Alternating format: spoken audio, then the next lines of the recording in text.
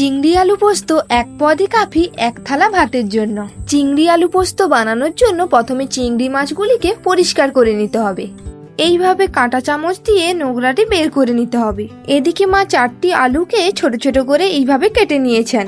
এবার মিক্সিতে 2 চামচ পোস্ত, 1 চামচ চারমগজ ও 3-4টি মতো কাঁচা লঙ্কা দিয়ে শুকনো একবার ঘুরিয়ে নেবেন।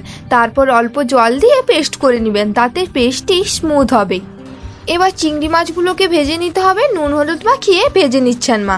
15 থেকে 20 সেকেন্ডের মতো মাছগুলিকে ভাজবেন, না হলে বেশি ভাজলে রাবারের মতো শক্ত হয়ে যাবে মাছগুলি। এইবারে মা ওই তেলেই আলুগুলিকে ভেজে নিচ্ছেন। আলুগুলিকে ভেজে নিলে একটু স্বাদ ভালো আসবে। ভাজার সময় স্বাদ মতো নুন ও অল্প হলুদ দিবেন। এবার তেলে কালো জিরে ও 2টি শুকনো লঙ্কা ফোড়ন দিয়েই মাঝারি সাইজের 2টি পেঁয়াজ কুচি কুচি করে কেটে ভেজে নিতে হবে। তার সঙ্গে 1 চামচ আদা বাটা দিয়েও ভেজে নিতে হবে। এবার তাতে পোস্তর পেস্টটি দিয়ে দিবেন। পোস্তর পেস্টটি যেন না লাগে কড়াইতে, তার জন্য অল্প জল দিবেন। যখন উপর থেকে তেল ছাড়তে শুরু করবে তখন আলুগুলি দিয়ে মিশিয়ে নেবেন। স্বাদ মতো নুন ও পরিমাণ মতো জল দিবেন, তাতে আলুগুলি সেদ্ধ হয়ে যাবে। যখন জলটি মরে প্রায় কমে আসবে তখন ভেজে রাখা চিংড়ি মাছগুলিও দিয়ে দিবেন।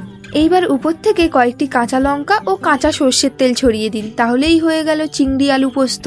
আলু পোস্ত হলো তো বাঙালির প্রিয় খাবার, তা যদি হয় আবার চিংড়ি আলু পোস্ত, তাহলে তো আর কিছু বলারই নেই। বাড়িতে অবশ্যই এইভাবে একবার চিংড়ি আলু পোস্ত করে দেখবেন, আর কেমন লাগলো জানাতে ভুলবেন না।